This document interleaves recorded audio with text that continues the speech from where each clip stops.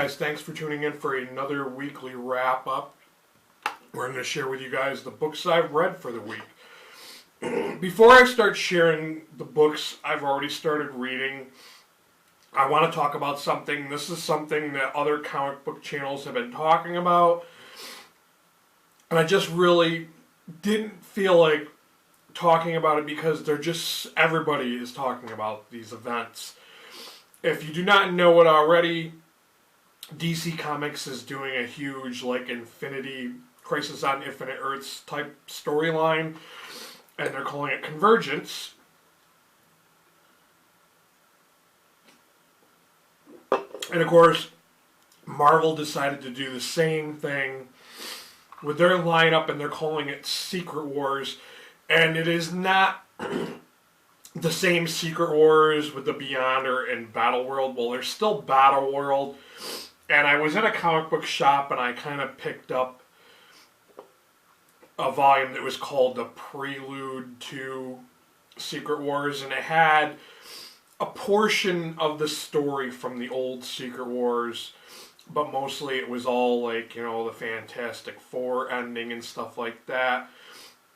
Yeah, I just found this out not too long ago myself, that the Fantastic Four, which has been one of the longest running series, just ended not too long ago. Marvel canceled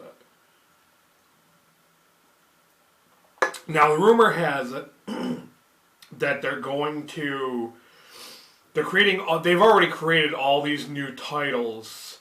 And I'm mostly going to keep talking about the Marvel Secret Wars, because I'm not too familiar with the Convergence thing right now. I haven't heard too much about it. I have yet to read any Convergence books.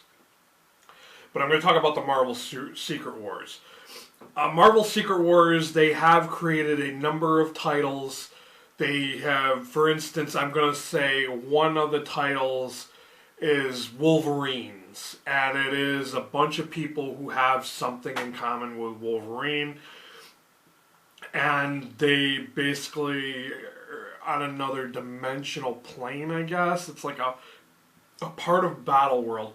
There's also a Days of Future Past one that's called Years of Future Past or something like that, and I read that one already. But it seems like a really interesting concept, and while I was in this comic book shop looking around, I happened to come across this, and if you're interested in learning more, or you just want to, maybe find out what exactly is going on with the Secret Wars thing, this is free. It says it right there, free. Usually this little magazine is usually 99 cents in your local comic book shop, and they give you upcoming stories. But House of M is going to be one of those storylines. And of course there's Thor's. Thor's is kind of weird, because I kind of read this and it's like they're like detectives trying to solve why somebody was killed or whatnot. And then there's the Ghost Racers, and it just looks really super fun. So I cannot wait for this event. I think I'm going to try and read some of these issues before they all come out in trades, just because I'm that excited about it. Then you've got the Age of Apocalypse guys with Star-Lord. That's pretty cool. And there's, what if Spider-Man had stayed married to Mary Jane and had a little girl? I mean, it's just... And then there's, the minis, the babies, So it looks definitely promising. And like I said, you can pick this up at your local comic book shop if you're interested in learning more about Secret Wars. Have at it. I mean, you can't beat free. They had plenty of copies when I went in to pick it up. Well, anyways, another thing I wanted to share with you guys, for those of you who are hardcore comics readers, while I was in that shop talking to the girl behind the counter, she was telling me how she just can't afford to buy comics and she's been reading them online. And I was like, you've been reading them online? I'm like, please share with me. How are you doing this, that you're doing this and not having to pay anything? And she shared with me a website. It's called viewcomic.com. If you go to viewcomic.com, you can find a good majority of recent titles. I don't think they have an archive that goes back too far. I think they're relatively new. But that's where I've been reading these Secret Wars issues. And yeah, so I mean, you can't beat that. And I guess they take donations. I don't know how it works. I don't know if Marvel is like uploading the comic book pages and the comics and saying, hey, give us a commission or something for every time somebody reads one of these. I really don't know how it's working. Well, anyways, let's get on with some of the books I started reading this week. I just finished Volume 5, Batman Detective Comics, Gothopia. I haven't read a Detective Comics New 52 in a while, so I picked it up and I started reading it. And, of course, the whole storyline just threw me through a loop because Batman's wearing a light gray bat costume. And all of a sudden, Catwoman is like his sidekick. She's like his Robin. And she calls herself Catbird. And I'm like, what's up with this? And the Penguin's giving them medals of honor for cleaning up the streets of Gotham. And there's no crime and this and that. And it's so weird and bizarre. And then it wasn't until you get later in it reveals. And I'm not going to spoil it for you guys. If you really want to find out, you should read this. I thought this was an excellent book. Then you find out, and it's like, oh my god, that was what was going on. That, and plus the short stories that were in the back, really made this book for me. There's one of them is set in the future, and Bruce Wayne is like 75 years old, and Damian's still alive, and he goes out and kicks some ass for his night on the town for his birthday. That was a pretty cool story. And then there's like an alternate reality one where his parents didn't die. And it was just these stories, and this whole volume was great. It was a good read. If you're into Batman, definitely check out this volume. I really enjoyed it, and I rated it 4 out of 5 stars. Next up we have Teen Titans Volume 4, Light and Dark. This one, for the New 52, debuts Raven, which I thought was pretty cool. So, a quick, without spoiling anything, they gain a team member and they lose a team member at the same time. They gain 2 team members and lose 1. But still, it's a good trade-up because they're better team members. Better superheroes. Well, anyways, Raven's father comes, he appears, and the Titans think it's like they don't realize what's going on, and they end up fighting him. And that's how they meet Raven. So it was an all-out battle, and for some reason a lot of people didn't like this on Goodreads. They gave it like a 2.86, I think is what it had. But I absolutely loved this story. I thought it was great.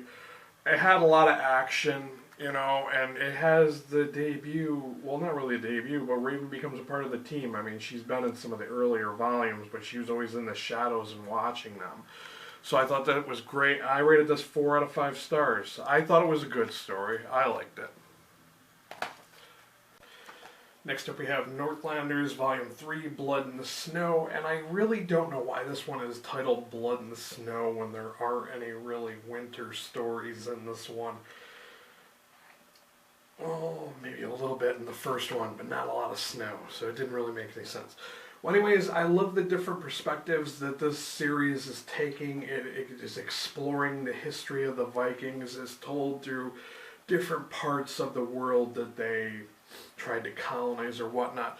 Most of this story takes place in the UK, and the popular historical location of Lindisfarne, I think is what it was called.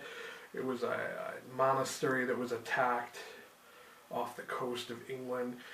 And also there's a story told from the viewpoint of the Vikings themselves being invaded by Saxons and Mercius. I thought that was interesting. And also there was a story involving the guy from the first volume, Sven, in the Faroe Islands off the coast of Scotland. So I thought that was kind of cool that they brought him back. One of the things I didn't really like about this were the different art styles. Sometimes it looks really sketchy, but most of the time the artwork in these books has been very, very nice, very good looking art. But this one was touch and go. Like, this one story was kind of sketchy looking, and it was kind of long winded too. But they go over different little details of history that's historically accurate, and that's one of the reasons why I appreciate this series so much. I rated this one 4 out of 5 stars on Goodreads. I put in a request to request the 4th volume, and I'm probably going to continue reading this series until I cannot find the books anymore. It was pretty good, and this is one that if you have not, and if you're into history and all that, maybe you should check this one out. It's pretty darn cool. Up next we have New Mutants Classic Volume 5. While I do remember reading these as a kid, and I absolutely love the New Mutants, I'm starting to realize how average these stories are now in comparison to like what present day titles are writing. Well, anyways, this one involves the New Mutants going to Asgard, and they're tricked into going to Asgard because Aurora, who is Storm, has lost her powers somehow. I forgot how she lost her powers, but Loki has fallen in love with her and he wants her, and so he teleports her and the New Mutants, because she happens to be staying with the New Mutants for some reason, to Asgard. He promises her to make her into a goddess, whatnot.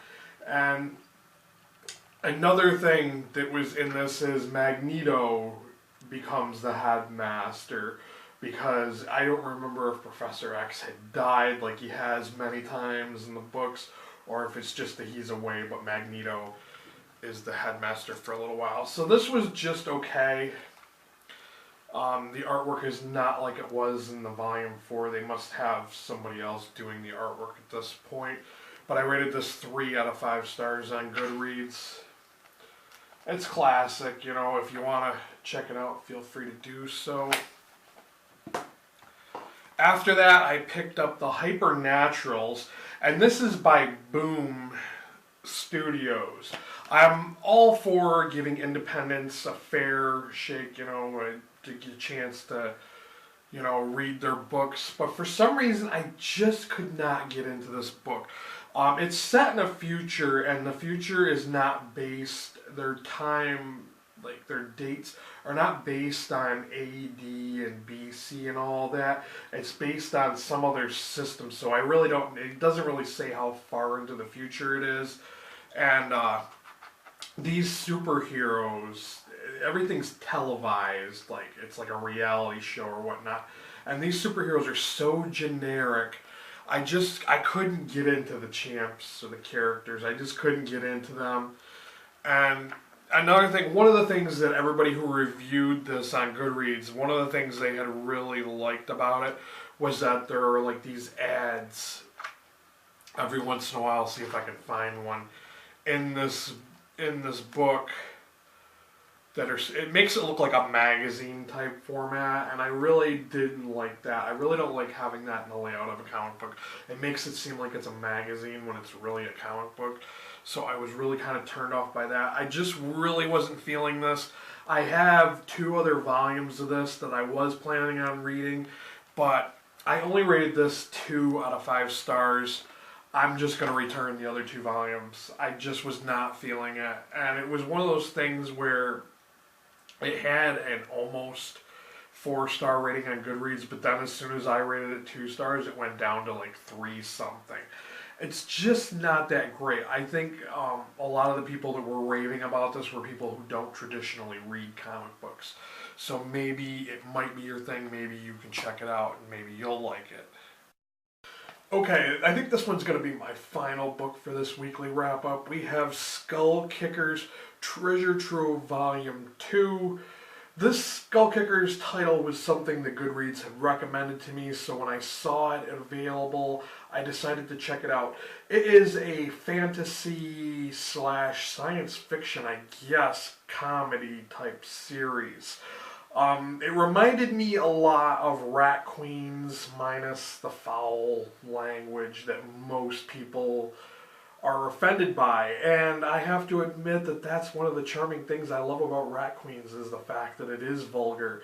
And that was kind of the downside of reading this, where it's kind of censored. This is produced by Image Comics. I'm not really too crazy over the way the people are drawn. They have dots for eyes, and it's kind of manga, I guess, the way it's drawn. Well, anyways, it's a decent read. It's okay. It's somewhat funny, but it's not really my thing. Like, I didn't enjoy, it's recommended for 13 and up.